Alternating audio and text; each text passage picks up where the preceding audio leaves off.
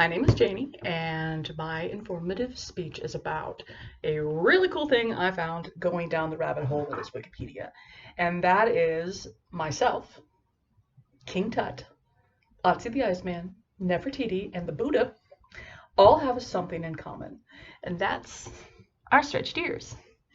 Ear stretching is the oldest and most common form of body modification, along with tattooing, in the world. Every continent of every culture, every civilization has some part of it that does ear stretching. Ear stretching is still done today by a lot of cultures in an unbroken line. It's just part of what they do.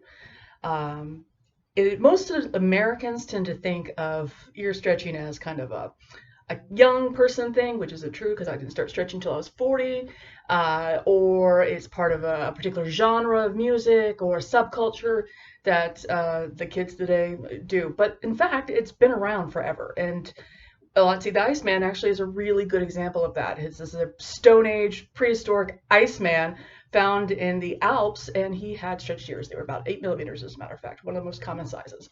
King Tut and Nefertiti both had stretched ears. You can even see it on their funerary masks and their sculptures of themselves. Again, around 8 to 10 millimeters, which is, again, the most common sizes.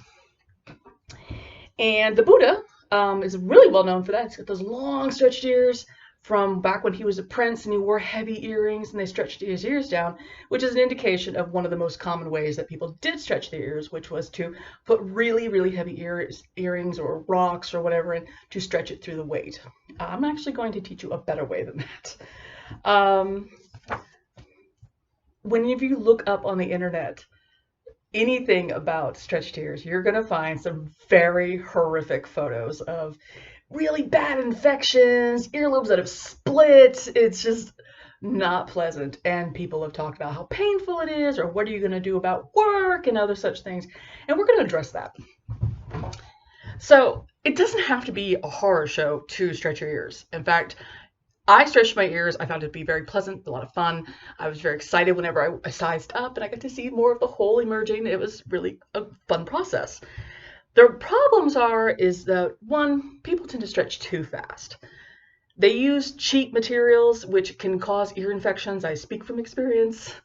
And they use the taper kits that you can find online. Now, there's nothing really wrong with those kits, but be careful of the materials they're made of. Make sure they're actually stainless steel, because that can be sanitized, and it's generally hypoallergenic, so you don't have to worry if it's going to cause an infection in your ears. And patience is going to be the key. But the method I'm going to teach you is known as the taping method, and I used it in conjunction with the ear kit that I bought. And the ear kits that you can buy, you can get them off Amazon. They're like $10. They'll start at this size, which is a 14 millimeters. This is just a little bit above the most common piercing size if you have just regular pierced ears. And I stretched out from regular pierced ears, which is about 20 millimeters up, to this size, which is 10 millimeters, which is what my ear hole is now, and again, the most common size. If you decide you want to stretch, you need to know how big you're going to go, because the stretching kits, like I said, generally only go up to 10 millimeters, which is the most common size. And beyond 10 millimeters, plastic surgeons will say that at that point you will need to have surgery to repair your lobe if you decide that you don't want stretched ears anymore. Anything below 10 millimeters will go back down on its own for the most part. I mean, it's never going to get teensy tiny again, but you can start wearing regular earrings after a while. The key, again, to safe stretching is patience. So much patience. It took me about 1.5 years to stretch my ears from the 20 millimeter regular piercing that I got at Claire's a bajillion years ago when I was a kid to the 10 millimeter stretch that I have now.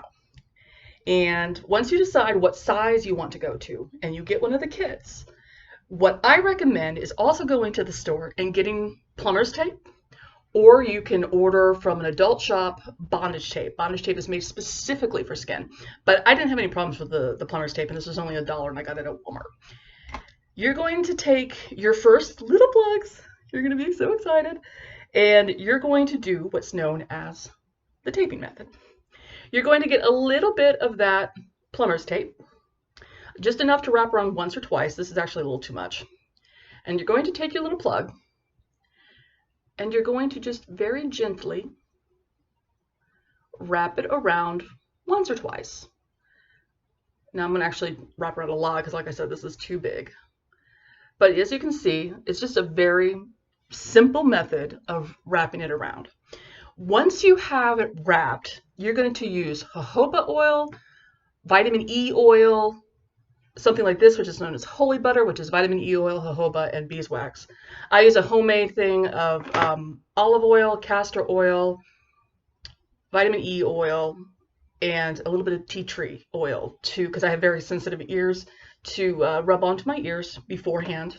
And then this conditions the ears, helps it lubricate it so it's easier to slide in, which is what you want. No matter how long you've had stretched ears, use lubrication, okay? Just saying that right now. And then you'll take it and you'll push it just very gently into your ear. Now this is the taper. You do not leave the tapers in your ears because, as you can see, it's heavy on one end and it can actually make your ears kind of a little wonky when they start to heal. So you do not leave the tapers in. But the tapers are a really good way of seeing if you are ready to size up.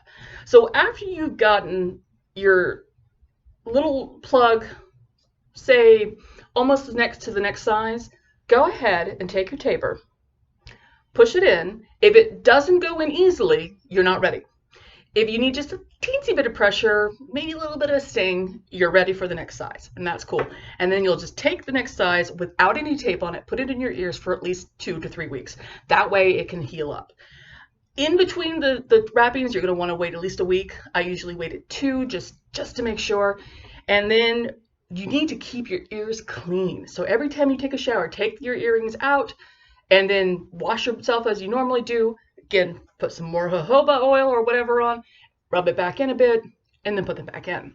Once your ears are healed, you can go ahead and leave them out for a little while, get them some blood circulating, but other than that, that's all you need to do. And you are going to be in the illustrious world that Nefertiti, myself, and the Buddha all belong to, as well as a very large swath of our ancestors.